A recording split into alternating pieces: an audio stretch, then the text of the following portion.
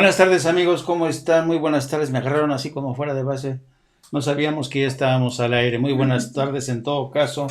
Les saludamos cuando son las 14 horas con 3 minutos, tiempo del centro de la Ciudad de México, 19 horas con 3 minutos en la Unión Europea para todos nuestros amigos que nos sigan desde Bélgica, desde España y desde Francia.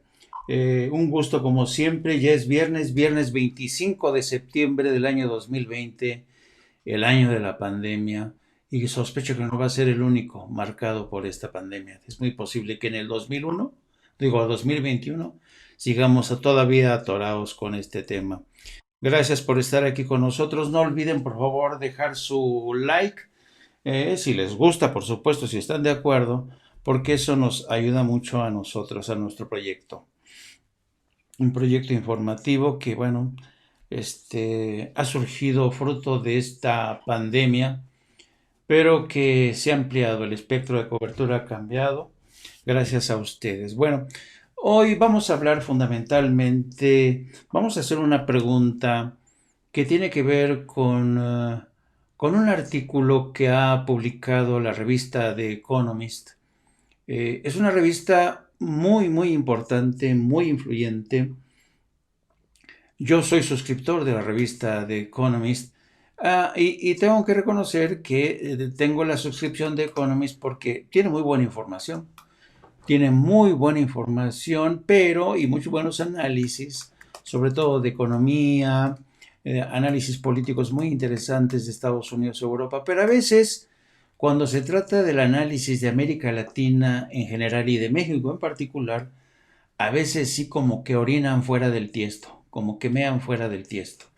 Y este es el caso en un artículo que le dedican al presidente de México, Andrés Manuel López Obrador, al que, según el artículo, si le hacemos caso, según esto, el presidente le tiene miedo a las revistas Letras Libres y Nexos, Letras Libres de Enrique Krauss y Nexos de Héctor Aguilar Camí. Les tiene mucho mello, según esto, de Economist. Vamos a hablar también del tema que les dedicó el presidente en la mañanera, más que nada a las tendencias que marcan sobre todo los artículos de opinión. Ya sabemos que la prensa impresa, de un tiempo acá, y no solamente en México, ha dejado de lado el análisis objetivo, si es que existe la objetividad, el análisis a partir de datos reales, a partir de hechos reales. La prensa en México se ha básicamente convertido en una especie de opinómetro o una especie de lugar en la que cada quien tiene su columna para formular su opinión, para atacar. Hay algunos que dicen que más que ataques son críticas al gobierno, en este caso el presidente. Pero yo diría que en este caso, pues sí, pueden que sean opiniones y críticas, pero qué casualidad, ¿no? Que estas críticas, estos ataques, vengan desde trincheras que antes no se atrevían a lanzar ataques o críticas contra gobiernos de Enrique Peña Nieto, o si lo hacían de manera muy comedida, muy de vez en cuando, para que no les dijeran que, oye, eres un vendido. No, yo he criticado, ¿no? Pero claro, hacer una revisión y el 90% eran de críticas, ¿no? Pero digo, de halagos, o callaban muchas veces, no era necesario que hiciera una crítica, callaron muchas veces, ocultaron mucha información que a muchos columnistas que tenían una proximidad, una ventaja de proximidad con los Pinos, con la Secretaría de Gobernación, de ahí las filtraciones. ¿Se acuerdan de la época de las filtraciones? En la que casi siempre un periodista o dos o tres tenían aseguradas todas las filtraciones desde Palacio Nacional, ¿no? Vamos a hablar de este tema que es evidente que ya me imagino la reacción de todos los columnistas que van a decir, ya ven cómo sí está manejada la libertad de expresión.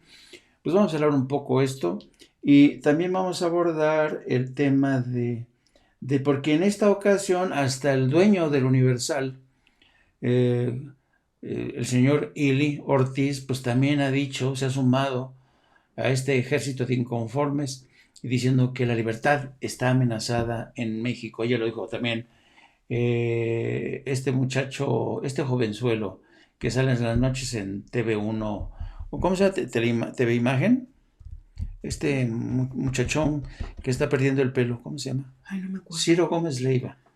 Ciro Gómez Leiva.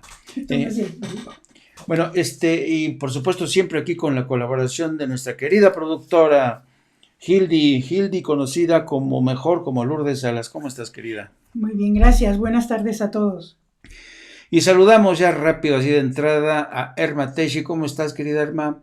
Mónica Juárez, Pachipachi, José Luis Castellano, dice, AMLO no le tiene miedo a nada ni a nadie, es un hombre honesto. Ahorita hablamos a ver si le tiene miedo o no a la revista Letras Libres y a la revista Nexo Aguilar Camín. Vamos a ver si... Angélica María, Asdrúbal, ¿cómo estás, querido Asdrúbal? Todo soleado acá en Houston, qué envidia, mano. Acá, querido Asdrúbal, los cielos como que están más plomizos que nada. Angélica María, José Luis Castellano Altamirano, don Manuel Andrés López Obrador es el mejor presidente que ha tenido México. Elizabeth Olmedo, saludos, buenas tardes a todos. Manuel Casas, hola querido Manuel. Angélica María, me encantó la explicación que dio hoy el presidente acerca de los conflictos por el agua en Chihuahua. Muy bien, ¿no? Muy descriptivo, podríamos decir. Y luego... Manuel Casas, a mí se me dan miedo Letras Libres con sus relatos históricos tan malos. Mercedes Morales, buenas tardes, hola a todos desde Houston, un saludito a Houston y Carmen Nor. Vamos a ir saludando conforme se van incorporando. Bueno, vamos a arrancar con este tema que a mí me llamó poderosamente la atención, que es la forma en la que la revista Economist valora el trabajo del presidente. Les voy a compartir. Ya lo traducimos al español para que entre todos la revisemos.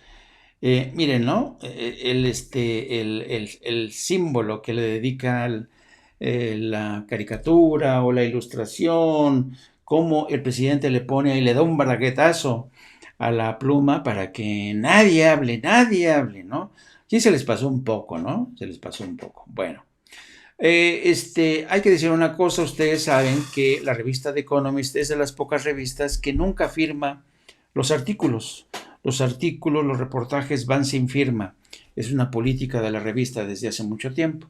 Pero vamos a leer lo que The Economist presenta ya como la guerra de AMLO contra la intelectualidad. Y como subcabeza o balazo dice... ¿Por qué el presidente de México le teme a un par de revistas de poca circulación? ¡Órale! Le teme el presidente. Bueno, el 21 de septiembre, aquí entra quien escribió esto con una composición de escena. Nos pone en escena, parece ser que lo que intenta ofrecer es así una especie de ponernos en situación, ¿no? Lo que es una mañanera que casi siempre, como narra esto, se produjo el pasado lunes, el 21, dice, el pasado lunes 21 de septiembre, el presidente López Obrador, conocido como AMLO, inició su conferencia de prensa televisada de la madrugada pidiendo a un funcionario que leyera una interminable lista de precios de gasolina en las estaciones de servicio de todo el país. Luego, hubo actualizaciones de video sobre los proyectos de infraestructura para proyectos mascota de AMLO. Una refinería de petróleo de 8,000 millones, un nuevo aeropuerto de la Ciudad de México y 3 nuevas líneas ferroviarias. Después de una hora más o menos, llegó al meollo de su agenda. Atacar a 2 pequeñas revistas mensuales, Nexos y Letras Libres, y señalar por nombre a sus editores, Héctor Aguilar Camín y Enrique Kraus. Dice, ellos, comillas, citando al presidente, fueron los jefes de la intelectualidad durante todo el periodo neoliberal, se quejó AMLO. Insinuó que actuaron como protagonistas contratados para los gobiernos de sus predecesores. No insinuó. Perdón, The Economist no insinuó. Los dijo que fueron propagandistas. O sea, el presidente no se anda con segundas. Bueno, seguimos, comillas. Pertenecen a la agrupación conservadora a la que le gustaría mantener el mismo régimen de corrupción, injusticias y privilegios, dijo a principios de este mes. Estos ataques que también se aplican a Reforma, ojo aquí, un periódico independiente, según The Economist, se han intensificado en las últimas semanas.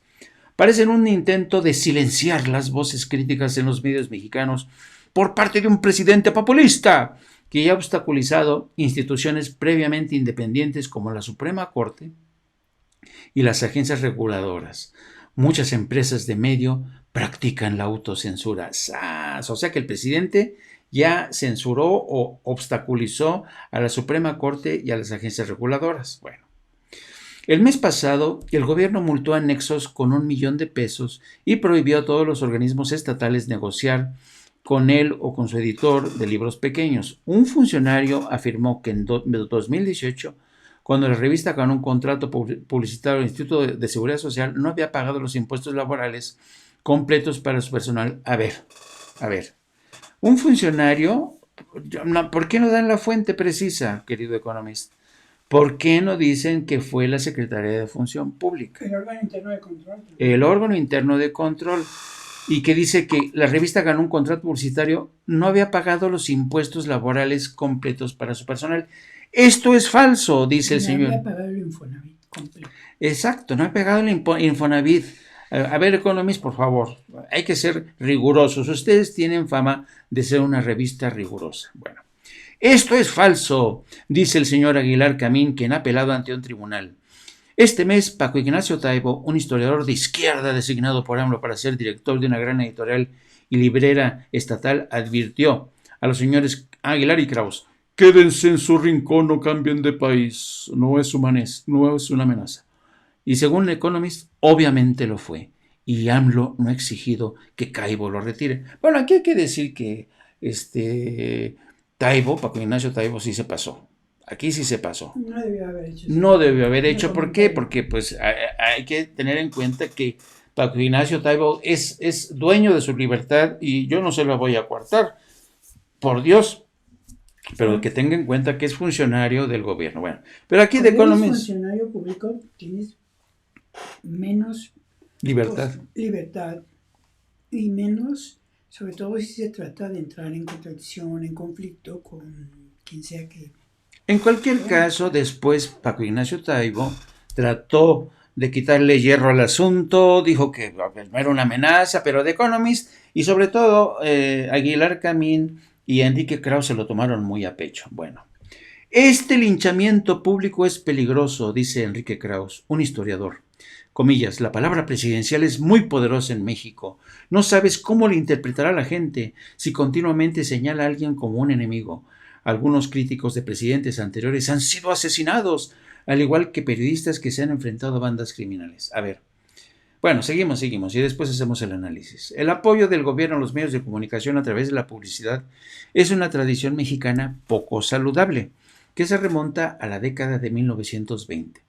El presidente la continúa con entusiasmo partidista. Durante su primer año en el cargo, las dos principales empresas de televisión que brindan una cobertura aduladora recibieron un total de 700 millones de pesos en publicidad.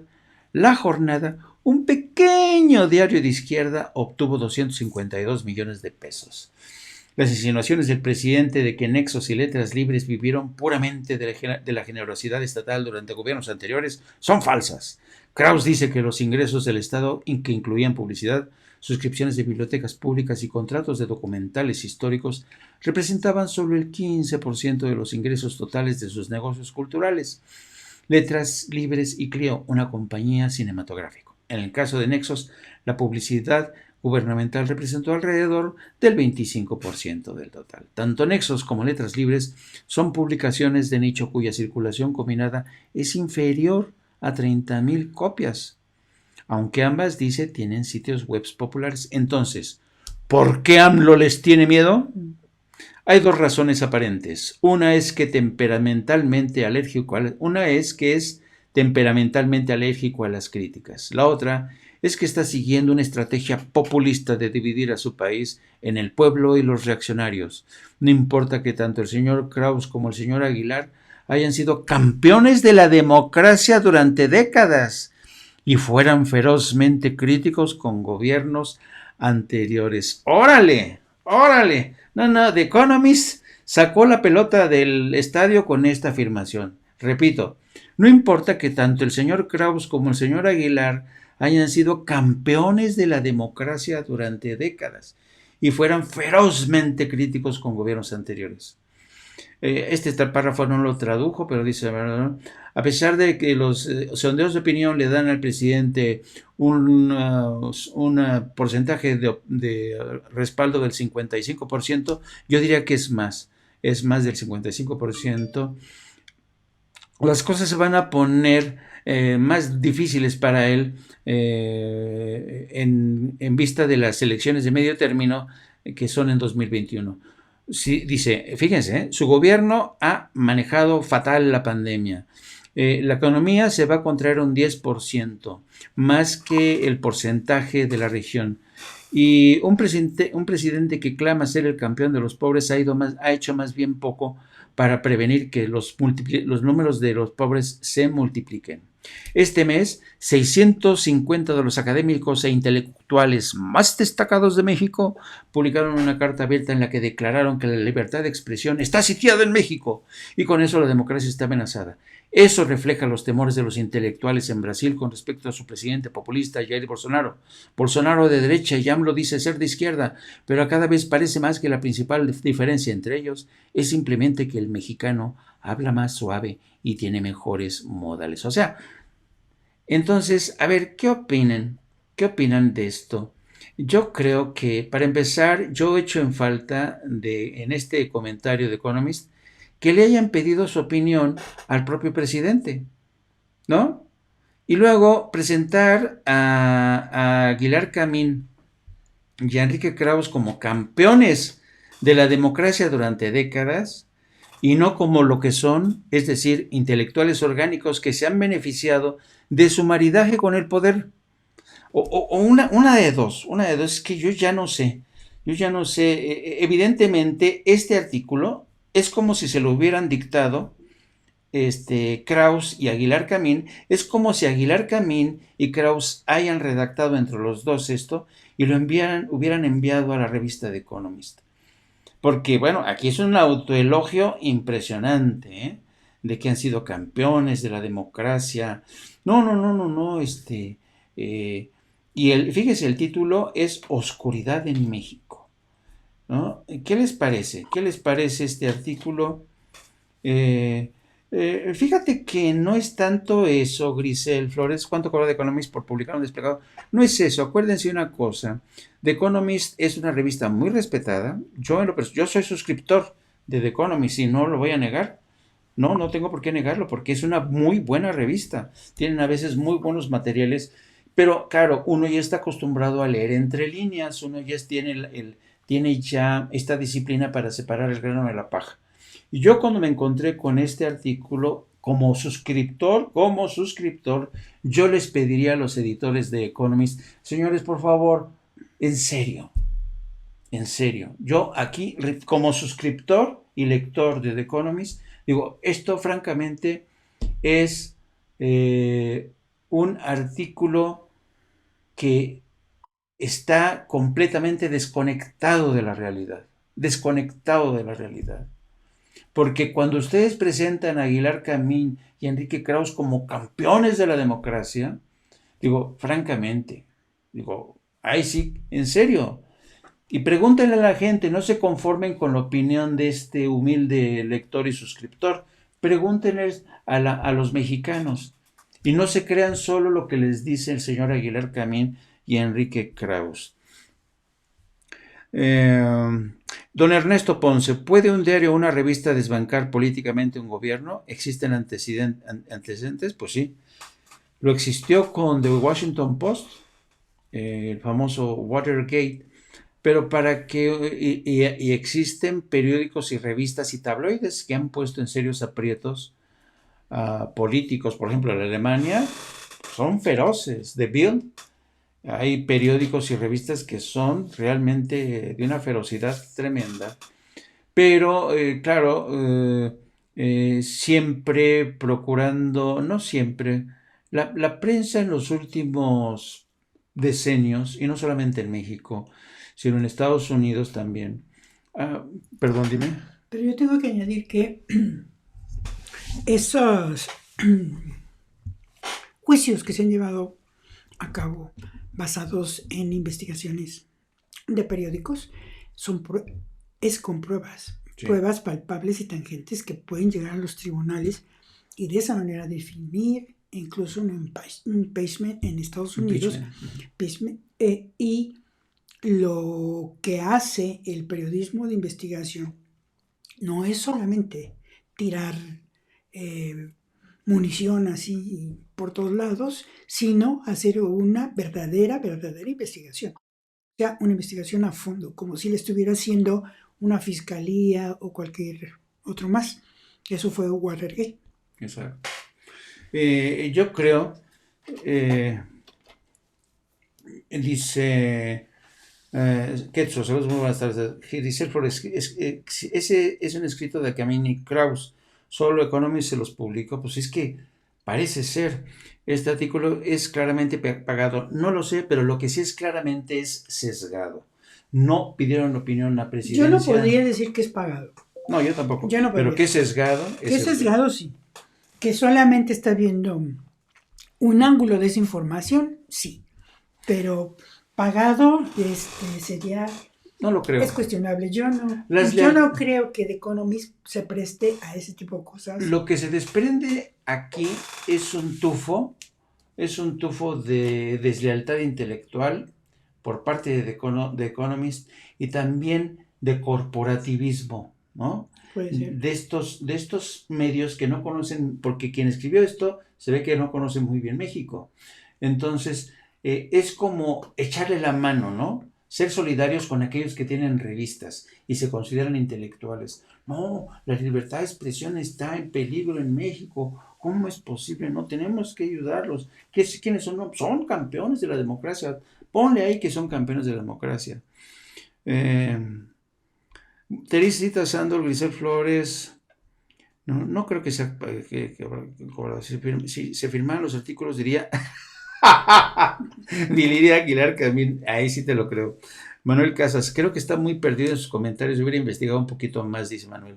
Sergio Flores, de Economist, ¿es sicario de la ultraderecha mundial? No, yo tampoco. No llega a eso. No creo que llega. The Economist tiene cosas buenas, no hay que... De ultraderecha, No, de ultraderecha. Es cubano. De derecha conservadora, sí, porque la revista The Economist es conservadora. Es una de las revistas... Y hay muchas revistas y periódicos conservadores que todos sabemos cuáles son, pero no llegan a ser ultraderechistas, eso es. Sí, me dice Manuel Casas, con Evo los diarios y los medios fueron así, pues sí. Obvio fue pagado, es un artículo pagado por Kraus, es la misma línea, efectivamente. Y bueno, he querido, exactamente, les faltó, y no solo investigar, pedir una opinión al propio Andrés Manuel López Obrador. Tocar base con ¿cómo se llama? La secretaria de Función Pública. Sí, yo creo que investigar y era muy sencillo. Pero aquí de lo que se trataba por el tono y el sentido del artículo que le dedica Economist al presidente es que lo está pintando básicamente como un tipo que está en contra de la libertad de prensa y no le gusta, que es intolerante, le da aversión la crítica, ¿no? Pero el presidente, yo no creo que el presidente le tenga aversión a la crítica. Es posible que sea rijoso al momento de ver cómo le están criticando, pero no ha censurado a nadie, que yo sepa. Ha mandado al exilio a alguien, ha mandado a la cárcel a alguien. Y esta mañana, ¿no? Miren cómo... Y ahorita vamos a hablar en la mañana cómo se refirió el presidente de este fenómeno nuevo que estamos viendo en México, que es le echan montón, sobre todo desde las columnas políticas y sobre todo desde los editoriales. Vamos a ver lo que dijo el presidente. Como 2, 3 veces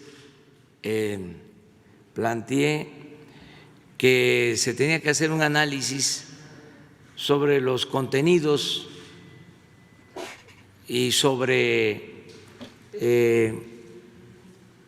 la actitud de los columnistas y articulistas de los periódicos. les he dicho que ayudaran a hacer la tarea para darnos cuenta cómo se ejerce la libertad de expresión, de prensa en México,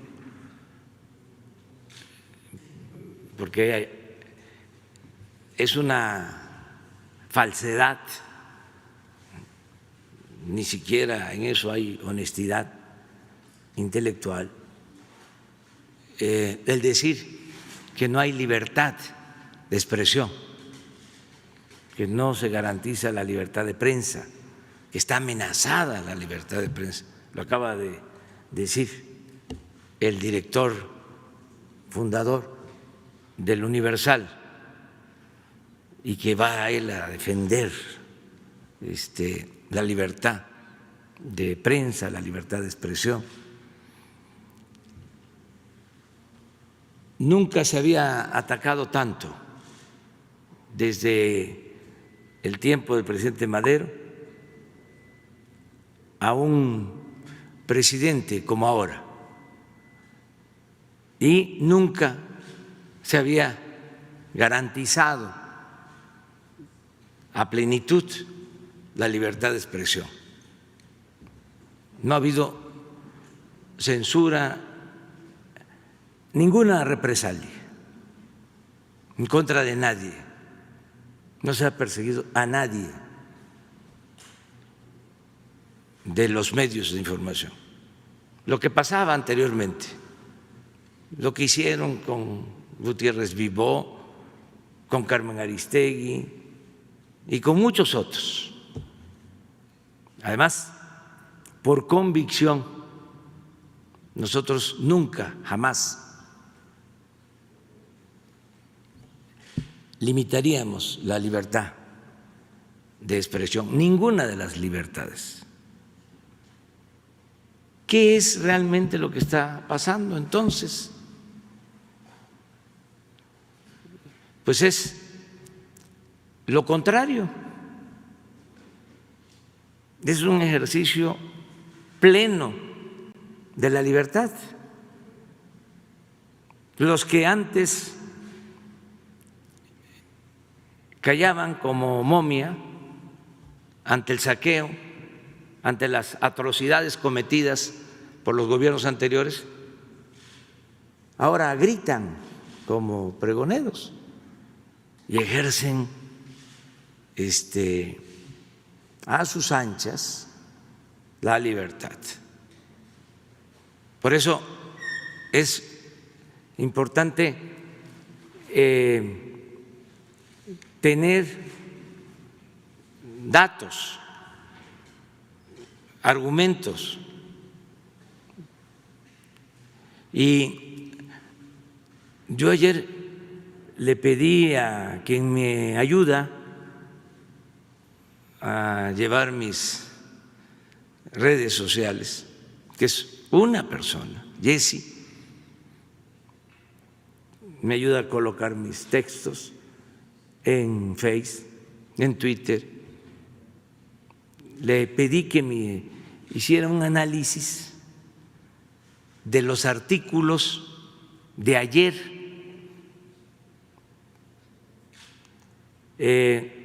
y de las columnas de ayer de, creo, 6 periódicos, 8 periódicos, y quiero mostrarles el resultado para que vean cómo está realmente la situación. Vamos a mostrar, se les va a entregar este informe, pero también lo voy a subir a mi Face y al Twitter para que cualquiera pueda revisarlo, analizarlo y verificar si es cierto o no. Ojalá y más adelante, ya con esta metodología, se puede hacer lo mismo. No para limitar la libertad, sino para actuar con profesionalismo y con objetividad y no mentir, sino saber que estamos viviendo un momento estelar en la vida pública de México, porque parte de la transformación es garantizar a plenitud las libertades. Entonces, vamos a ver si podemos ampliarlo, porque o préstame el micrófono.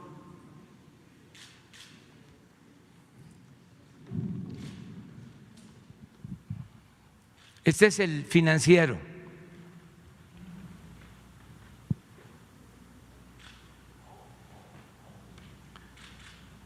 Es la columna, ¿cómo se llama? El autor de la columna, el título,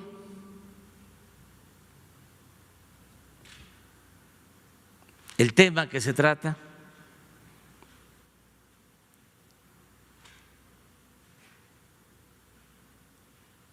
de todos ellos, cuáles son menciones positivas a la 4T, neutrales,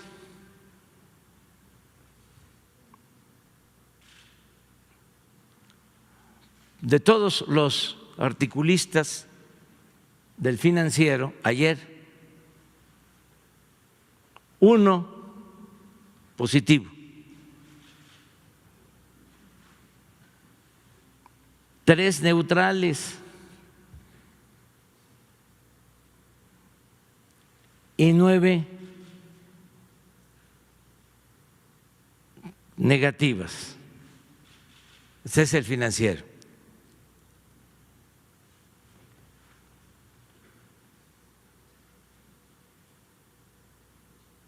El Universal, lo mismo.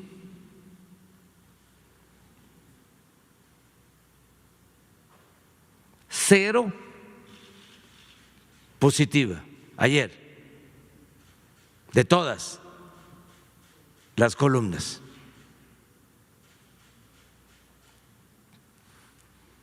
¿Cuál es el lema del Universal? El Gran Diario. Neutral,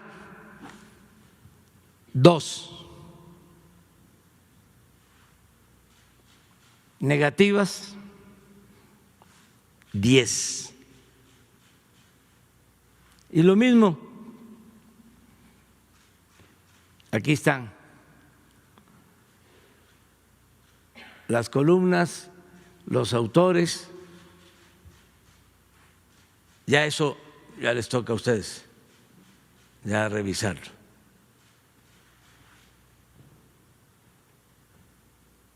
El Economista, igual, positiva, 1.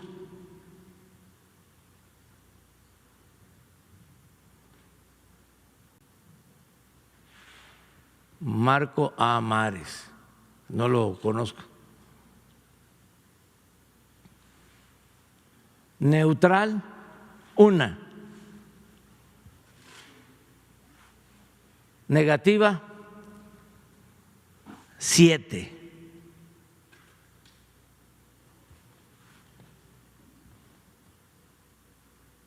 La Jornada,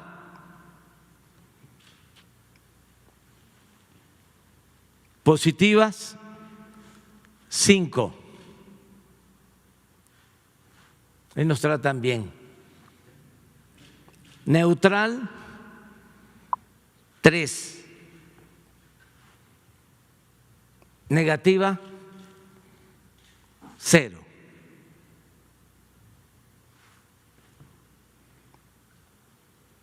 Excelsior,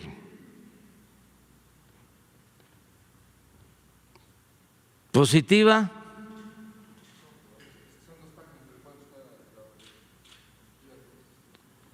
Dos. Neutrales, 5. Negativas, 11.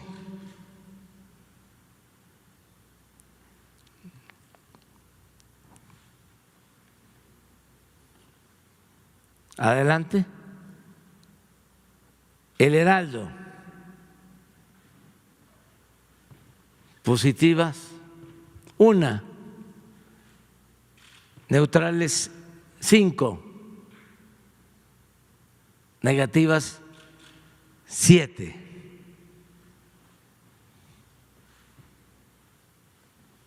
Milenio. Positivas, 1. Jorge Cepeda Patterson. Pues es garbanzo de libra, por eso lo menciono. Neutral, 2. Negativas, 12. En Milenio.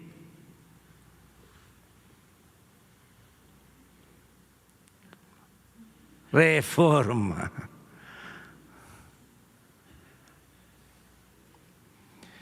Positiva, 0.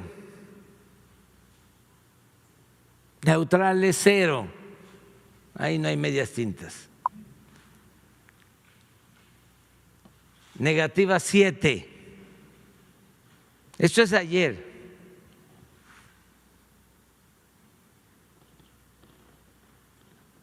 Totales. Bueno, se pueden dar una idea, ¿no? Y es de un solo día. Vamos a ver.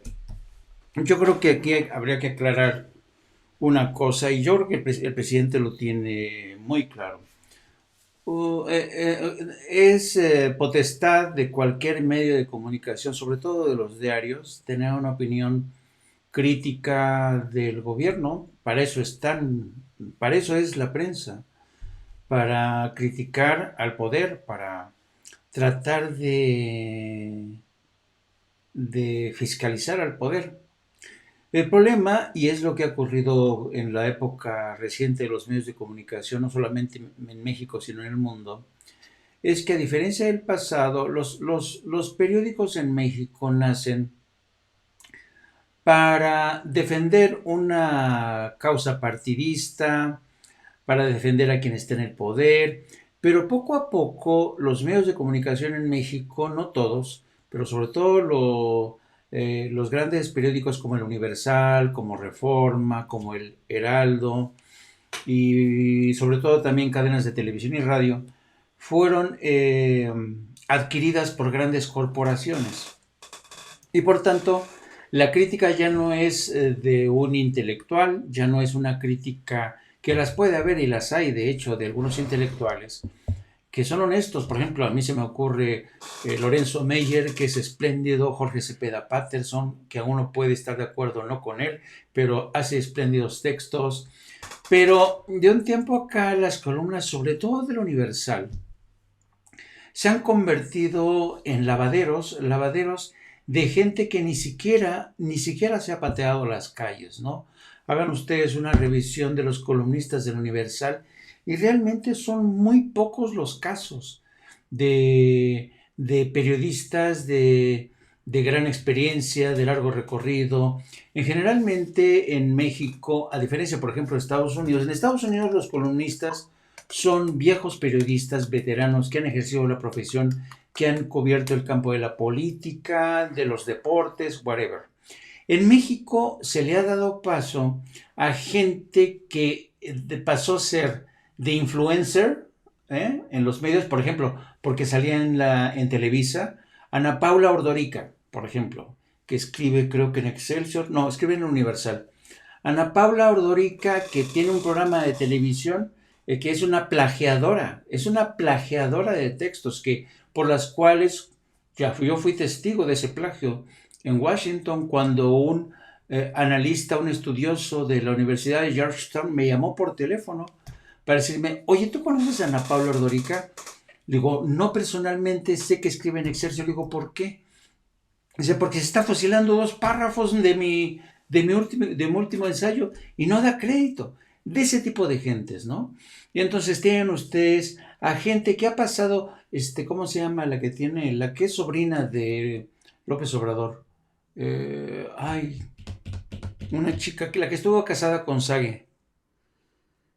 Bueno, no. Ay, sí, ya sé. No sé. Bueno. Hay otros, por ejemplo, Salvador García Soto, pues espléndido. Raúl Rodríguez Cortés, un periodista de largo recorrido que tiene muy buena información, pero son garbanzos de a libra, como dice el presidente, porque el resto, el periódico los jala. ¿Por qué? Porque son populares, son influencers y creen que al colocarlos en su parrilla de colaboradores, con eso va a jalar más lectores. Pero a veces los columnistas de estos periódicos, Ana Paula Ordorica, escriben puras porquerías y casi siempre en contra del gobierno y defendiendo los intereses de sus jefes, ¿no? De los dueños del periódico, de los dueños de empresas. Y un poco pasa lo mismo con el tema de Reforma, ¿no? Y yo creo que Paola Rojas. Entonces, las columnas de opinión se han caído, ya no son las viejas columnas de antes que tenía, por ejemplo, un Manuel. Bueno, pero es que llevaban análisis. Por ejemplo, y opinión. Miguel Ángel Grano Chapa, Manuel Buendía, Gastón García Cantú, que escribía, tenía una potencia en su prosa. En fin, ya ahora realmente, Carlitos Loré de Mola se hizo con la columna que tiene actualmente el Universal porque tenía acceso privilegiado a Los Pinos. Y entonces, pues eso lo convirtió, además de ser influencer, ahora manejaba información privilegiada que le dictaban desde Los Pinos. Entonces, ven, la columna política o la de opinión se convirtió en una trinchera de que muchos utilizaron para defender sus intereses propios y los de la corporación, de sus patrones. Entonces, hemos perdido muchísimo terreno en el tema de las columnas. Exacto, solo vale la pena la de Lorenzo Meyer en el Universal. Bueno, Lorenzo Meyer ha ido de periódico. De periódico en periódico. La de Raúl Rodríguez Cortés se las recomiendo, y la de Salvador García Soto, con las que a veces uno no está de acuerdo, pero tiene luego muy buena información. Bueno, pero entonces, ¿qué es lo que pasa aquí? ¿Que el presidente tiene razón o no tiene razón en señalar que le dan de tiro por vuelta, que le echan montón? Pues la verdad yo creo que sí. Hemos llegado a un momento en la relación de la prensa y el poder en la que estamos justamente en un parteaguas. Hay que decir la verdad. Durante mucho tiempo la prensa mexicana y sobre todo la prensa de opinión se convirtieron en lisonjeros del poder. Y además los dueños de los medios de comunicación se convirtieron en unos mercaderes de la verdad. En mercaderes de la verdad. Esa es la verdad. Es la neta. Con algunas honrosas excepciones, ¿no? De algunos medios y periodistas, ¿no? Entonces, el hecho de que el presidente haya llamado la atención sobre esto es muy interesante. Y les quiero poner, ¿se acuerdan que el presidente hizo alusión a lo que había dicho el dueño del Universal? Se los voy a poner para que vean, es un pedacito de lo que dijo. Le concedieron un premio, ya saben, ¿no? El señor Francisco Ruiz Ili, pues ya el señor ya está muy mayor, y le dieron un premio y no, pues ya se imaginarán, lo presentaron como líder del mundo, defensor de la libertad de prensa, y en este acto, Ili Ortiz aseguró que se ha creado un ambiente de intolerancia hacia los medios de comunicación, y dicen que han hecho creer que es un delito decir la verdad. Porque el Universal siempre ha salido con esta jeringonza de que ellos defienden la verdad. ¿La verdad de quién? Vamos a poner lo que dijo el dueño del Universal, Y ahorita les platico más cosas.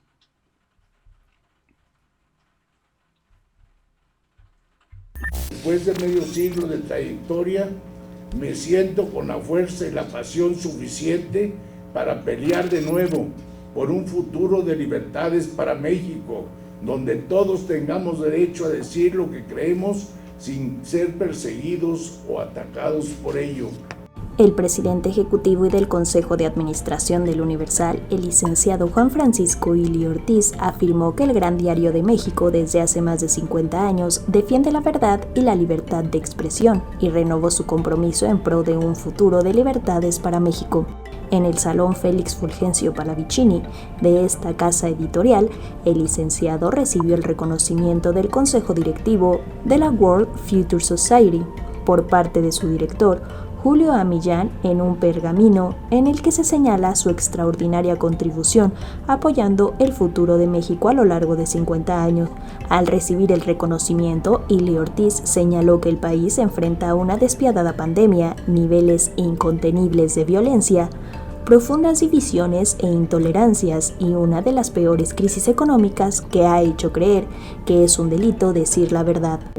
No nos imaginábamos tampoco hace años que nuestro presente iba a encontrarnos atacados de forma despiadada por una pandemia que nos muestra igual de indefensos que frente a aquellas pandemias que en la antigüedad hicieron desaparecer a una gran parte de la humanidad. En este líder mundial, Juan Francisco Ili Ortiz, que ha luchado en favor de la verdad y nunca contra ningún gobernante. Y la censura debe utilizarse solo sobre temas de seguridad nacional y no cuando un reportaje debería avergonzar a un gobierno.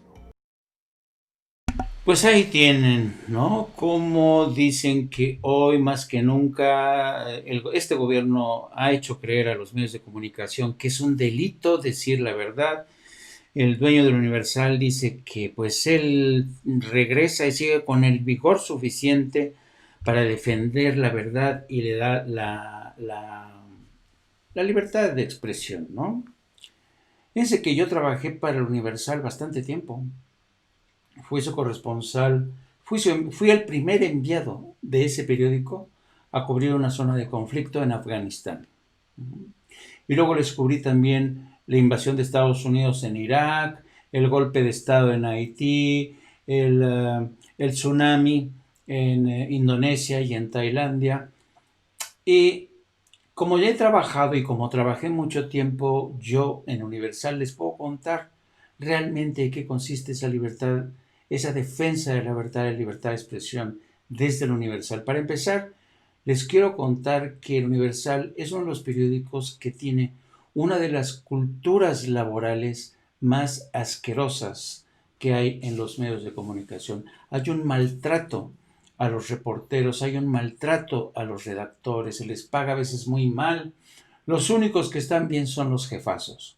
Y entonces existe además una disciplina vertical, no hay derecho a disentir, y es muy triste porque ese periódico, no digo que todo el tiempo haya sido uno de los peores periódicos, o sea, uno de los peores periódicos, tuvo realmente momentos muy, muy buenos el Universal, sobre todo con Roberto Rock, que para mí ha sido uno de los mejores directivos de ese periódico, que lo modernizó, que realmente le dio un nuevo rostro, impulsó la parrilla de opinión, la abrió el espectro. Pero de un tiempo acá, la verdad es que el Universal ha perdido el rumbo, y solamente para que se den cuenta del tipo de... Yo digo que cuando alguien dice libertad, defender la libertad de expresión, tiene que empezar por defender o garantizar eso en su propia casa. Y en su propia casa, el Universal ha sido muy ingrato con muchos trabajadores. Para mí no era infrecuente cada vez que yo venía a México y me reunía con gente de la Embajada de Estados Unidos, ese era el primer comentario que me decían: oye, ¿por qué el Universal maltrata tanto a sus trabajadores? Digo, no, pues no sé, porque había una inestabilidad. Corren a la gente y no le dan nada, no le garantizan nada. Fíjense, a mí que yo fui el primer periodista en cubrir una guerra para el Universal. Cuando estaba a punto de cumplir los 100 años el Universal, ¿saben qué hicieron? Me despidieron. Y además no me querían reconocer que me habían contratado desde el 2001, cuando fui su primer enviado. Y les voy a contar otra anécdota para que vean que no solamente es el Universal, ¿eh? En esos mismos días que el Universal me había despedido, que porque decía que era ya muy caro en Washington, y no querían reconocer mi antigüedad, y me tuve que conformar con el que me pagaran solamente la repatriación, no me liquidaron, y cuando ya firmé finalmente la renuncia, ¿saben qué me dijeron? Me dijeron, ve a ver a don Francisco, porque a la gente que firma le da un sobre con dinero. Yo le dije, no voy a ir a ver a don Francisco para que me dé un bonche de dinero y me calle la boca. Y ni hubiera sido un bonche. Ni hubiera sido un bonche. No me Porque pagaron ni para mi que te dé liquidación. una limosna. No, me iban a dar una limosna, ni me liquidaron ni nada. Y me obligaron a salir y tuve que salir a aceptar la repatriación. ¿Por qué? Porque si no iba yo a tener problemas legales en Estados Unidos. Y así me la hicieron. El primer periodista que el Universal había enviado a cubrir un conflicto en zona de guerra, lo despiden en el mismo año que iban a cumplir 100 años. Esa es la defensa de la libertad de expresión. Y ese mismo año, adivinen qué, bueno, a los pocos meses, yo fui también corresponsal de Excelsior, fui su corresponsal en España y les había cubierto guerras, la guerra del Golfo, la guerra en Beirut, en Líbano, la guerra en Yugoslavia, les había cubierto varios conflictos. Bueno, el caso es que el Universal cumple 100 años antes que el Excelsior. Bueno, cuando le llega al Excelsior, que me había dejado abandonado y con una deuda impresionante el Excelsior, ¿saben lo que pasa? Me busca una reportera de Excelsior. Me dice, oye Jaime, soy fulanita de tal, y estamos armando un magazine, un especial, para hablar de los 100 años de gloria del Excelsior. Digo, sí, pero ¿y qué quieren de mí? Dice, no, es que tú fuiste de los pocos reporteros que le dieron gloria al periódico porque estuviste cubriendo en zonas de conflicto la guerra del Golfo, entonces te quiero entrevistar. Accedí e hicieron un gran reportaje mío, ahorita no lo tengo, pero si quieres se lo enseño, con mi foto y todo, con mis testimonios. El periódico que me había abandonado en Europa con toda mi familia, reconoció mi labor e hizo un gran reportaje mío, pero jamás ni me reconoció la deuda que me endilgó. Y el Universal, que también cumplía 100 años, justo en el año que cumplía 100 años, me dijeron, pues lo siento mucho porque serás muy amigo del dueño, porque el dueño decía que era mi amigo, así me lo dijo en 2 llamadas telefónicas. Una cuando conseguí entrar a Kabul, se comunicó directamente conmigo para decirme gracias y que era mi amigo. Y otra cuando me dieron un premio en España, el premio Rey de España, me volví a localizar en Washington para decirme, yo soy su amigo. Y luego su amigo, naranjas. Si te vi ni te conozco. Esos son los mercaderes de la verdad que defienden sus intereses y que ahora dicen que se sienten atacados porque creen que el gobierno los está atacando, les está coartando su libertad de expresión. Que de verdad, en serio, qué cara de esta gente. No, impresionante. Y personajes al que, por ejemplo, Loretito de Mola, que había creado este cuento de que él había llegado solo de Afganistán. Yo cuando me doy cuenta y regreso al país, ya hasta tenía una columna ahí en el Universal, Loretito, y la sigue teniendo. ¿Por qué? Porque Loretito de Mola y todos los que están ahí tienen sus padrinos políticos. ¿Cuántos columnistas no apadrinó el exsecretario de Gobernación Miguel Ángel Osorio Chong? ¿Cuántos? Y así, cada quien apadrina a sus columnistas. Y por eso, claro, los padrinos que ya se fueron, pero han dejado a sus amanuenses, a sus columnistas, a sus extensiones. Y por eso hemos visto que esta crítica contra el presidente, en algunas ocasiones, yo digo que el presidente sí que se merece críticas. ¿Por qué no? Y yo creo que él ya dijo que acepta las críticas y que no las va a censurar. Entonces, en la jornada, ¿Cuántas veces yo he visto columnas en las que se le critica al presidente? O se le señala por actuar de esta manera en contra. O sea, no hay condescendencia desde la jornada. Pero según The Economist, somos un periodiquito de izquierda que recibe mucha lana. Pero no dicen cuánto recibió Letras Libres o Nexos. En fin. Pero lo que yo también quiero hacer notar es que estamos viviendo momentos fascinantes. ¿Por qué? Porque no solamente en México estamos entrando a una nueva era de práctica de la política. ¿Más ética? Yo diría que sí. Lo ideal en el terreno de lo ético, no lo sé. Ahí ya no estoy tan seguro. Porque han ocurrido cosas que a mí y a muchos no les han parecido, por ejemplo, en el instituto creado para devolver al pueblo lo robado. Ha habido acciones que dejan entrever cosas muy raras, ¿no? Que se tienen que aclarar, ¿no? Sigue habiendo estos pozos de residuos de corrupción, lo ocurrido en Conagua, con estas renuncias sorprendentes. ¿Qué hay detrás de todo esto, no? Es una tarea realmente portentosa, pero que no se va a acabar de la noche al día. Así es que yo creo que, para mí, lo ocurrido hoy del presidente en balconear a estos medios estuvo bien. Y el que le saque roncha, pues que se rasque. Pero es la verdad. Digo, pero ya insisto, ya me imagino cómo van a reaccionar columnistas. Enrique Krauss van a decir, no, esto es un atentado contra la libertad de expresión. Pero ¿qué es lo que dijo hoy el presidente Gildi? Que la crítica está asegurada, ¿no? O estoy exagerando, tú dime, que tú... No sé. No, dime la verdad. Lo tomas muy... No, dime la verdad, ¿tú qué piensas? No, yo creo que está claro que la libertad de prensa no está en riesgo.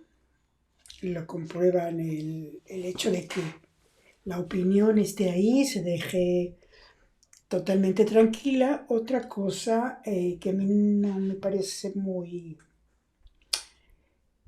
que no debería de darse de manera tan habitual, es que el presidente se enoje tanto por la crítica y fustigue a los medios de comunicación, porque de cualquier manera, y lo habíamos comentado en alguna ocasión, los periódicos son minoritarios. Hay una mucho mayor información tanto en las redes sociales como en los medios masivos, pero bueno, y meterse de manera personal con la prensa pues tampoco tiene mucho sentido, ¿no? No, pero una de las cosas es importante que se enmiende la plana, y es importante que se diga que la información que está manejando tal o cual pues no es cierta, o está tergiversada o totalmente fuera de toda realidad. Esa es otra cosa que se debe hacer. Yo considero que se debe hacer y se debe de dejar muy claro que la gente no se quede con una mala información o con un fake news. Eso está bastante bien, me parece. Por otro lado, a mí lo que me interesa comentar es que López Obrador dijo hoy que la chica que le lleva a sus redes sociales, y que es solo una persona, y que le hizo el análisis de contenido de un día de columnas, esta misma chica. A mí lo que me llamó la atención es eso, porque en Presidencia quien hacía el análisis de contenido era un grupo, un ejército gigantesco, ¿no? Y quien llevaba las redes sociales en Presidencia pues era otro grupo muy grande. Y nos da pues más o menos una idea clara de cómo la austeridad ha llegado hasta ahí, Y a pesar de todo, pues se tiene... No sé si esta chica lo haga todos los días o solo a petición de López Obrador, Supongo que cosa que no cuadra, porque tendría que haber alguien que lo hiciera todos los días. Es un hecho, se ha hecho toda la vida. Es decir, yo cuando empecé a trabajar, hace de años, creo que estaba... Ay, ¿quién era? Antes de Salinas. ¿De la Madrid? En De la Madrid, los primeros, no, López Portillo, los López primeros Portillo. años de López Portillo. Yo me acuerdo que uno de mis primeros trabajos fue análisis de contenido. Y era un equipo gigantesco, que duplicaba, bueno, no que duplicaba, sino que también se veía tan grande como el que tenía Gobernación. Gobernación tiene un equipo muy grande para hacer análisis de contenido. Y la idea es la siguiente: revisar, antes no existían las redes sociales, obviamente lo que se hacía de análisis de contenido era la prensa, la radio y la televisión. Y entonces se grababa todo en radio y televisión, y en prensa pues se recortaba absolutamente todo. Los periódicos se tasajeaban de tal manera que se pudiera leer y hacer análisis de contenido de todos los periódicos, incluyendo los de provincia.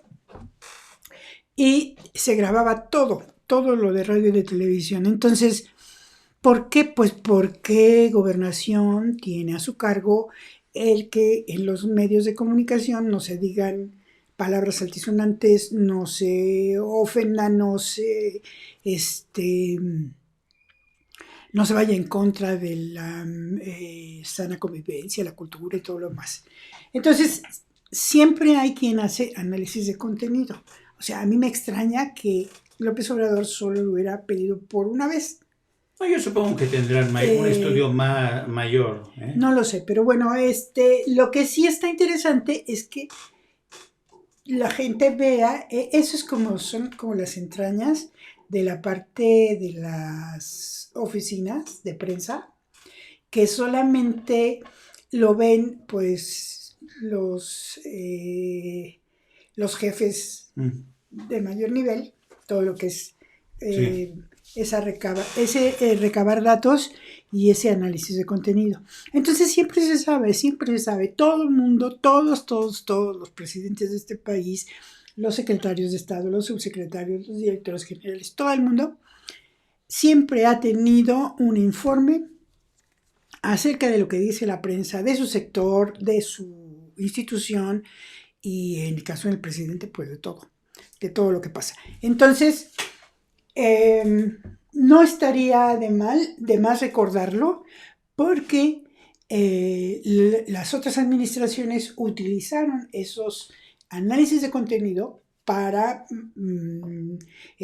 roscarle la tuerca, o como para ajustar cuentas con los opinadores, con los periodistas, con todos los que se salían un poco y favorecer. su zona. ¿Cuántos columnistas durante la presidencia de Por Calderón eso, y de Enrique Peña Nieto? Ese análisis de contenido no servía para decirles, oigan, esto no es cierto, esto está así, o tal, como lo hace López Obrador, sino que servían para ajustar cuentas. Sí. O favorecer. Y era todo debajo del agua. Sí. Entonces, no, el que se diga ahora sí, de frente, en público y a toda voz, pues es sorprendente, claro. Y los va a calentar más, pero que protesten, que critiquen, que ataquen. Porque yo le voy a decir una cosa a ellos, a los columnistas y al presidente.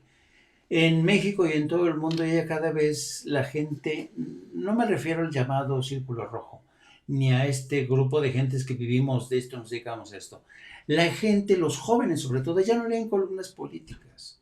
Los jóvenes ya se comunican a través de Twitter, comparten artículos que resultan interesantes, pero no están abriendo las dos páginas del Universal para enterarse las críticas que le lanzan unos u otros, o el Reforma, que además, qué hueva tienen los jóvenes, que encima que pagar para acceder a ese periódico. No. Yo creo que los periódicos están cometiendo un grave error, porque además este es un proceso de evolución, en la que los medios, sobre todo los impresos, no han sabido ajustarse. De hecho, están siguiendo las viejas tácticas que antes, de hace medio siglo, cuando creían que el periodicazo iba a servir de algo. Miren, les voy a poner un ejemplo porque sigue siendo, realmente para mí sigue siendo un descaro. Ver, por ejemplo, a la gente del Universal. Para mí me llama mucho la atención este acto del Universal, en la que tú revisas a la gente que estuvo, por ejemplo, en este acto, en el que se rindió tributo al dueño del Universal, y muchos de ellos, por ejemplo, aquí está, por aquí también ha de estar el hijo. Aquí está el hijo, el de la izquierda es el hijo, el que está ahora al frente del periódico. Pero bueno, cuando estaba la presidencia de Calderón y sobre todo Peña Nieto, no hombre, tenían a la gente del Universal en una mano. El dueño y el hijo del Universal gozaban de protección de policías federales que se quedaban a dormir en la casa de la familia. Tenían escoltas asignadas, pagadas por el gobierno, para que protegieran a esta gente. Cada vez que salía a veces el dueño del periódico, no hombre, salía con una escolta como de 10 hombres armados hasta los dientes. Y ahora que ya no tienen esa protección, ahora que ya no se los tiene, ya no le hacen shampoo ¿cómo se llama? Como decían los polivoces, shampoo de cariño, ya no le hacen shampoo de cariño al dueño del Universal. Pues ahora sí, hay un atentado contra la libertad de expresión, qué extraño. Y fíjense que ayer también nos llamó poderosamente la atención a Gildy y a mí. Ya ven que ayer se decretó una orden de captura contra el que fuera el mano derecha de ¿cómo se llama? De Genaro García Luna. Miren el tratamiento de la nota de Denise Merker ayer en Televisa. Fíjense bien cómo trató la nota, el tratamiento que le dio a esa nota Denise Merker. Escuchen. Un juez federal giró una orden de aprehensión contra Luis Cárdenas Palomino, quien fuera director de Seguridad Regional de la Policía Federal, esto durante el gobierno de Felipe Calderón. También fue la mano derecha de Genaro García Luna. Se le acusa del delito de tortura en la detención en 2012 de Mario Vallarta, hermano de Israel Vallarta, y de otras personas a las que se les acusó de formar parte de una banda de supuestos secuestradores llamados Los Zodíaco. El 27 de abril de 2012, elementos de la extinta Policía Federal detuvieron a Mario Vallarta Cisneros, alias El Chaparro, señalado de formar parte de la banda de secuestradores Los Zodíaco. En el operativo también fueron detenidos Sergio Cortés Vallarta y los hermanos Ricardo y Eduardo Granados, también señalados de formar parte de la misma banda. 8 años después, un juez federal libró órdenes de aprehensión contra el exdirector de Seguridad Regional de la Policía Federal, Luis Cárdenas Palomino, por el delito de tortura en la modalidad de instigador y autor material, al haber ordenado y dirigido la detención y tortura de los 4 detenidos. En el expediente se detalla que los elementos ingresaron sin orden de cateo a un domicilio particular, con el argumento de que había flagrancia y de que las puertas del lugar estaban abiertas de par en par. De acuerdo a la Fiscalía, Palomino obligó a Mario y a Sergio a confesar bajo tortura que aceptaban pertenecer a dicha banda. Los peritajes determinaron que los detenidos presentan escoriaciones y moretones en varias partes del cuerpo, así como dolores intensos en el abdomen por los golpes recibidos. Mario es hermano de Israel Vallarta, detenido en diciembre de 2005 junto a la ciudadana francesa Florent Cassez, presuntamente en flagrancia de un secuestro. ¿Cómo te llamas? Israel. ¿Cómo te llamas? Israel. ¿Israel qué? Vallarta. ¿Israel Vallarta? ¿Cuántas gentes tienes secuestradas aquí? 3. ¿Cuántas? 3, señor. ¿Sabe que aquí había 3 personas secuestradas? No, no lo sabía. ¿Al lado de usted? No, no lo sabía. No, no lo sabía. No, no lo sabía. ¿Qué hacía usted aquí? ¿Cómo llegó? Era mi novio, me estaba dando chance de quedarme aquí en su casa. ¿Hay un menor de edad? Sí. ¿Dónde lo secuestraron? ¿Te duele algo? Sí, sí. ¿Te lastimaste ahorita en la... Usted me pegó. Perdón. ¿Qué le duele? Nada, señor. ¿Quién le pegó?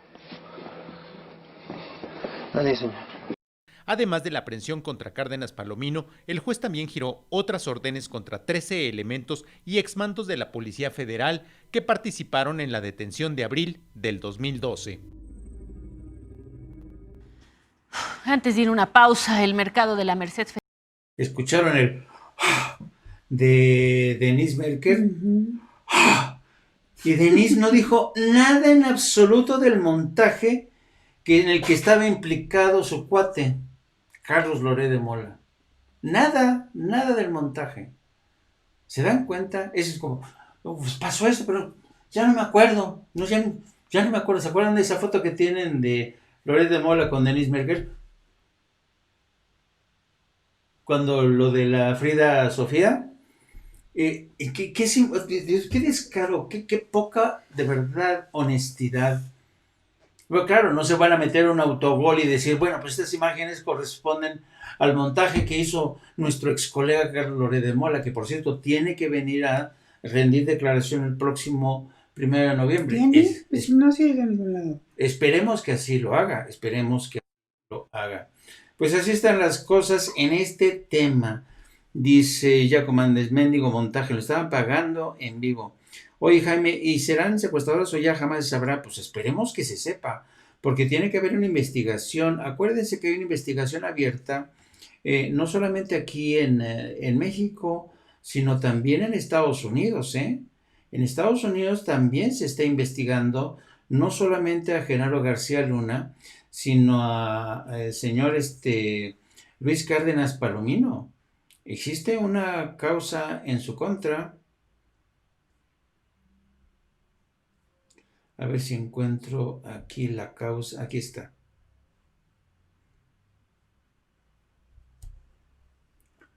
Miren, esta es la orden que se giró. A ver. Aquí está la causa, el indictment, la acusación que tiene que ver no solamente contra Genaro García Luna, sino que también está Luis Cárdenas Palomino y Ramón Pequeño García. O sea, Cárdenas Palomino ha sido detenido, pero también está requerido por autoridades de Estados Unidos, porque Luis Cárdenas Palomino no solamente participó en estos casos de tortura, sino también, fíjense por qué este encauzamiento es por uno. Desde el 2001 al presente, el cartel de Sinaloa fue el más grande cártel traficante de drogas. El cartel de Sinaloa tenía una estructura que incluía a miles de miembros, incluyendo el liderazgo del cartel, que fueron los que tenían la última palabra con respecto al tráfico de drogas.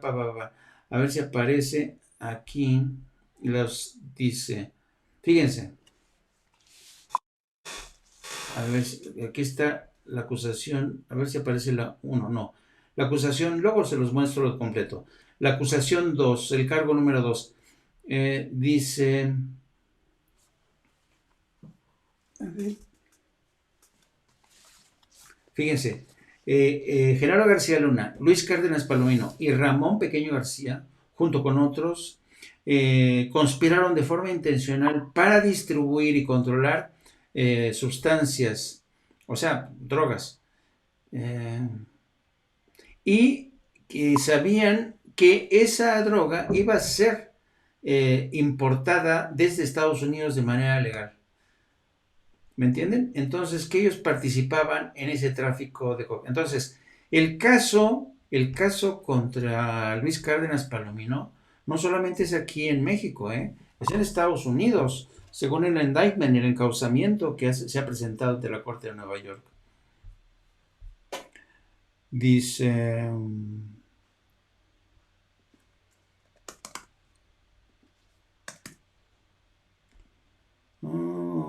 ¿qué podremos esperar de las declaraciones de García Luna en Nueva York? Efectivamente. De Facundo Rosas también. Dice, ay no, Denise, qué bárbara. Recuerdo cuando Peña era gobernador de Soco, varios reportajes de la supuesta homosexualidad de Peña y todos los homicidios contra los homosexuales. Además de conocer una... No, es que de verdad, a veces la gente se olvida de ese tipo de cosas. Y la gente que dice, Victoria Román, es indignante como algunos prostiperiodistas y medios le han arruinado la vida a muchas personas. ¿Con qué cara salen a reclamar sus derechos? No tienen nada. Efectivamente, le han arruinado la vida a mucha gente. Hay casos, Carlitos Loret de Mola, como ha jodido, y no ha habido un juicio, contra Israel Vallarta. Pero en fin, dime, querida Gili. Ay, ¿me lo puedes pasar? Te lo mandé a tu correo, nada más que está en Flash y no lo dejo bajar en otros. Bueno. A ver.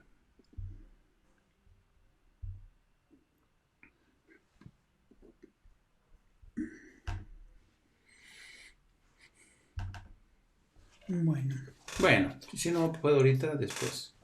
Pero ahí está. Nada, ¿tienes Flash? ¿La extensión del Flash? Dale ahí. No. Muy bien. Sí. Debería poderse. Pero bueno. Pues así está la cosa. Acuérdense que mañana es sábado y por tanto tenemos la tertulia de la mañana. A ver qué tema podemos hablar en plan tertulia.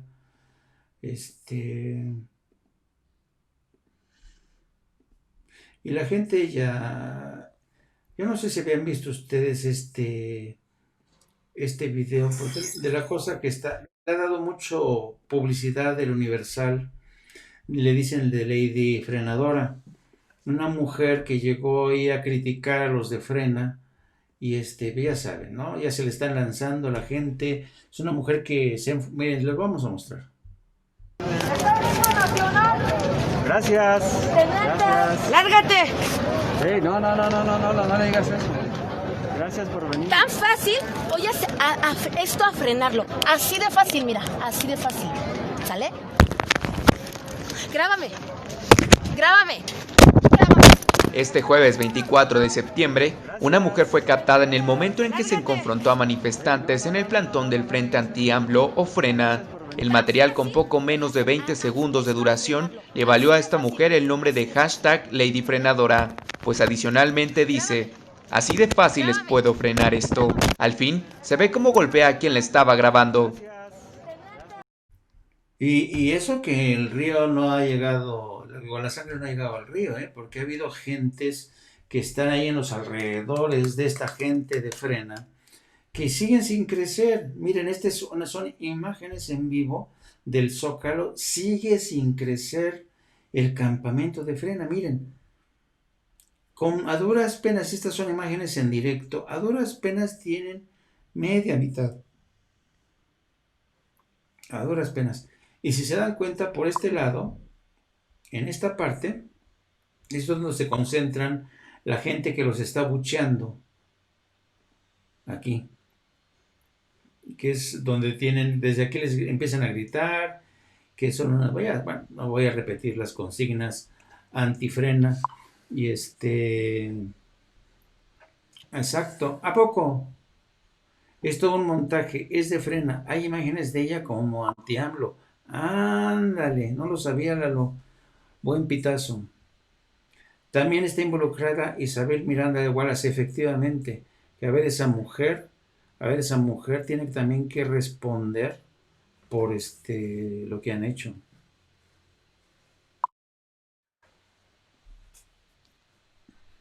Son más casitas que gente, efectivamente. Ahí está gente contratada a quedarse. Hay videos que mal. ¿Algo más, querida Gildy? Pues tenemos varias cosas que decir, que poner, sobre todo en lo que nos toca del área del COVID, ¿no? Uh-huh. Porque, hay varias cosas, pero rescatemos una más bien. Lo que dijo la Organización Mundial de la Salud hoy, que el número de muertos por coronavirus podría duplicarse a 2 millones antes de que una vacuna exitosa sea usada de forma extendida, y podría ser aún mayor sin una acción concertada para frenar la pandemia, señaló hoy la Organización Mundial de la Salud. El número de 2 millones no solo es imaginable, sino que lamentablemente es muy probable, dijo Matt Ryan, director del programa de emergencias de la Organización Mundial de la Salud, en la sesión informativa del día de hoy. Su evaluación se produjo cuando el número total de muertes en 9 meses, desde que se descubrió el virus en China, se acerca al sombrío hito de 1 millón de personas. No estamos fuera de peligro en ninguna parte. No estamos fuera de peligro en África, aseguró Ryan. Agregó que no se debe culpar a los jóvenes de un reciente incremento en las infecciones, pese a las crecientes preocupaciones de que ellos conducen la propagación después de que se relajaran las restricciones y cuarentena en todo el mundo. Realmente espero que no lleguemos a apuntar con el dedo. Todo se debe a los jóvenes, aseveró Ryan. La última cosa que un joven necesita es a un mayor pontificando y apuntando con el dedo. Entonces, pues de eso se trata, que de acuerdo con los pronósticos que hace la Organización Mundial de la Salud, no se tiene todavía cómo detener el virus, y puede ser que se lleguen a contagiar 2 millones de personas, a morir 2 millones de personas antes de que llegue esa vacuna. Señaló también que se está en conversaciones con China sobre el papel que puede desempeñar a medida que se avanza para encontrar la vacuna, y también en esas tratativas incluyen la discusión sobre el posible suministro de vacunas al esquema por parte de la segunda economía más grande del mundo. Entonces se está en eso, se está viendo la mejor manera de tener la vacuna, la mejor vacuna, la que alcance a dar mejores resultados y más provecho. Por otra parte, la vacuna de Johnson & Johnson de COVID-19 ya se dice que produce una fuerte respuesta inmune en pruebas iniciales. Una sola dosis de la vacuna experimental, recordemos que es experimental, COVID-19 de Johnson & Johnson, produjo una fuerte respuesta inmune contra el nuevo coronavirus en una prueba clínica de etapa temprana a media, según resultados provisionales que se publicaron el día de hoy. Recordemos que Johnson & Johnson está en etapas muy iniciales para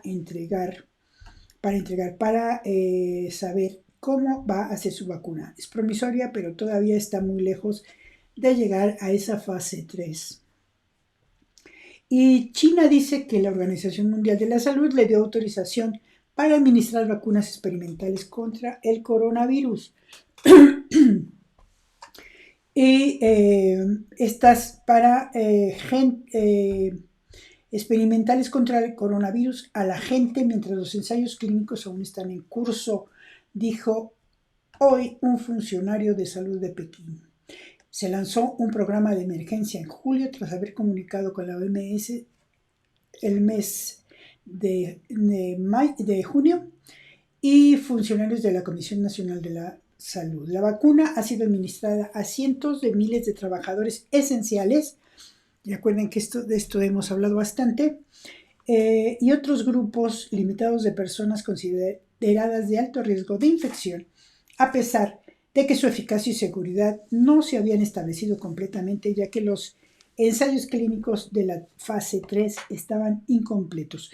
Pero es un poco lo que hicieron también los rusos. Se lanzaron a vacunar a grandes grupos todavía sin concluir la fase 3. Pero bueno, ahora pues así está de preocupante el tema de las vacunas. Y hay una nota que es interesante, ¿no?, del día de hoy, que dijo López Obrador que hay posibilidad para que trabajadores accedan a sus ahorros de Afores. Sí. Entonces, pues vamos a ver cómo se desarrolla esto, porque se va a analizar la posibilidad de que los trabajadores puedan acceder al 10% del ahorro en Afores por la contingencia del COVID-19. Y también que se va a buscar una mejor tasa para los ahorros de Afores, que se parezca más a la que lleva Chile y sí, Colombia. Colombia, que hizo un análisis comparativo. Esta es la nota. Pues a ver en qué termina esto, porque para que tengan, uno, para que los trabajadores accedan a los ahorros de Afores, y otra para que también se aumenten las pensiones, ¿no? Sí, para que crezca la pensión. Bueno, y la Ciudad de México informó hoy, hace un momento, que permanecerá una semana más en semáforo naranja, dijo la jefa de gobierno, Claudia Sheinbaum, que el semáforo epidemiológico se mantendrá en naranja toda la semana que entra, a pesar de que se registran menores ingresos hospitalarios y de que no hay rebrotes de la enfermedad. Uh-huh. Dice que en esta ocasión no se abrirá ninguna actividad, además de que no hay fecha para el regreso a las oficinas públicas y privadas, que se realizará hasta que el color del semáforo epidemiológico se encuentre en verde. En la Ciudad de México estamos todavía sin fecha para el regreso a oficinas. Vamos a ver cómo va la pandemia en la ciudad. Ojalá tuviéramos una esfera que nos dijera el futuro, pero tenemos que estarle dando seguimiento todos los días a la evolución de la pandemia, dijo. Entonces, pues seguimos ahí, en ese semáforo, sí, ¿no? En ese semáforo naranja. Y luego también una nota que salió ayer en la tarde, donde Ebrard descarta las histerectomías de 20 migrantes mexicanas. Exacto. ¿No? Nos estaba preguntando precisamente Manuel Casas por eso. Sí, dice que aunque faltan por confirmar 4 casos, hasta ahora la Cancillería cuenta ya con información para descartar que 20 mujeres migrantes mexicanas retenidas en el centro migratorio de Irwin, Georgia, fueron sometidas a histerectomías contra su voluntad en ese lugar de detención. El titular de la Secretaría de Relaciones Exteriores, Marcelo Ebrard, dijo que representantes consulares en aquella región estadounidense han entrevistado a 20 de las 24 mujeres que se sospechaba habían sido víctimas de esos abusos.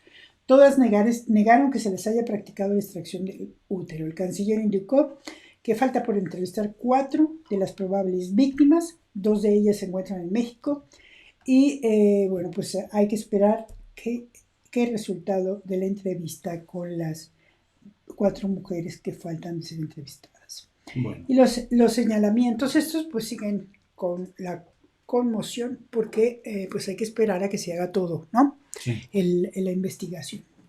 Bueno, y lo que les contaba casi al inicio del cómo a mí el periódico Excelsior me había abandonado en Europa con toda mi familia, ¿se acuerdan? Con una deuda y no tuvo más remedio que cuando me contrató el Universal, pues me tuve que ir directo a Afganistán. ¿Era eso, si no, no podía rescatar a mi familia que vivía en España. Y mucho tiempo después, en el 2017, me contactó una reportera de Excelsior para decirme que quería hacer una entrevista para hablar de la época de gloria del periódico Excelsior. Y entonces le digo, oye, pero es que el periódico me dejó abandonado en Europa. No, pues es que estamos tratando. Mire, fíjese, este es el suplemento que publicó el Excelsior el viernes 18 de noviembre del 2016. Fíjense, épocas de gloria. Épocas de gloria, aquí está la reportera. Y aquí sacan la primera plana de cuando fue el bombardeo aliado sobre Irak y Kuwait. Yo estaba en Dahran, en Arabia Saudita. Miren, aquí estaba yo. Estaba cubriendo ese conflicto para el Excelsior. Y Excelsior hizo un recuento para hablar de la época de gloria del Excelsior. Y miren,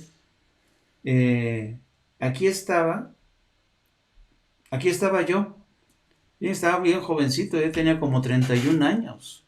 Estaba yo aquí en Zuckelgarb, estaba conviviendo ahí con el ejército libanés que estaba enfrentándose en aquel entonces a las tropas sirias.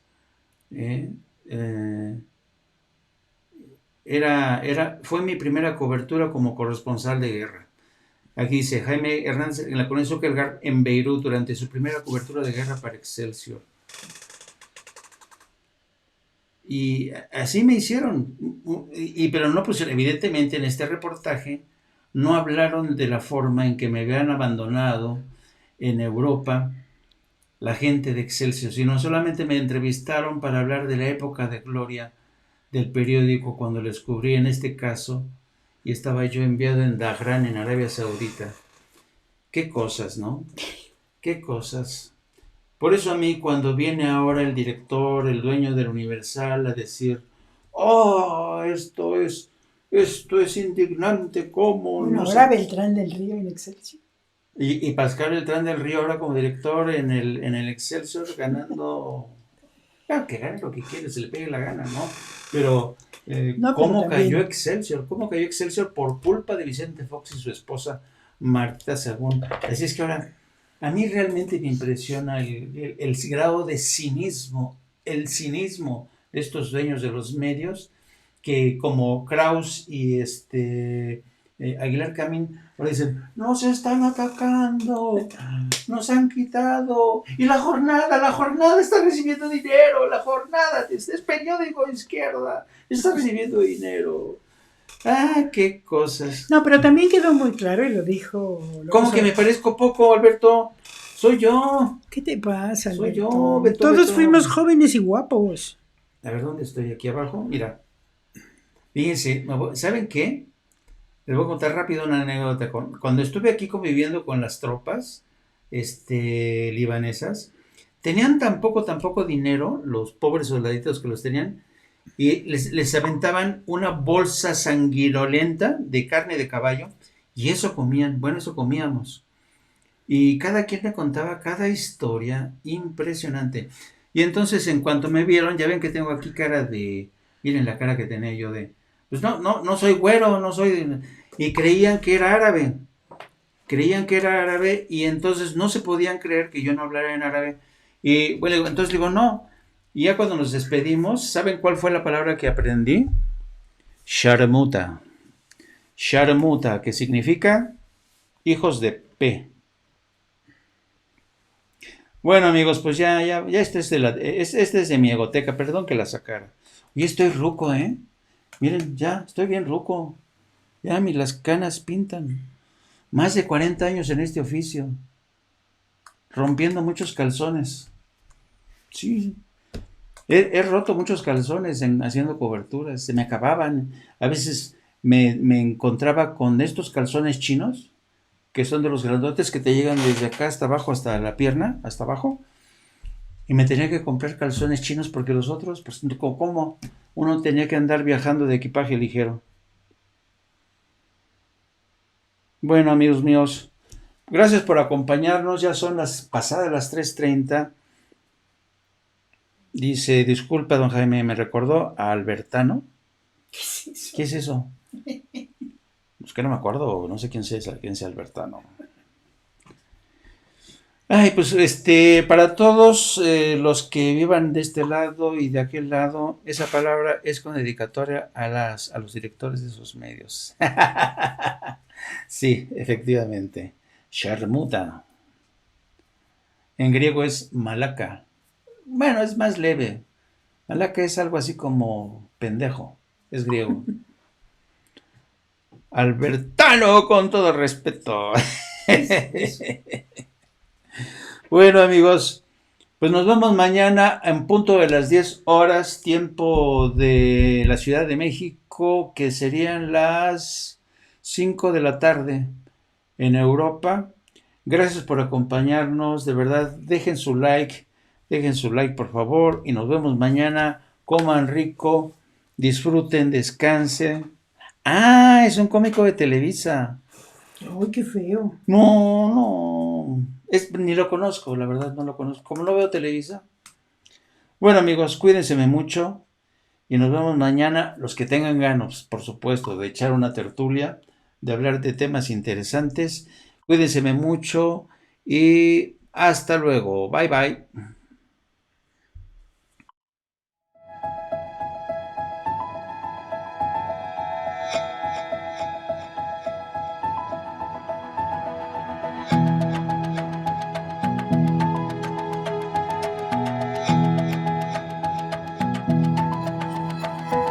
México.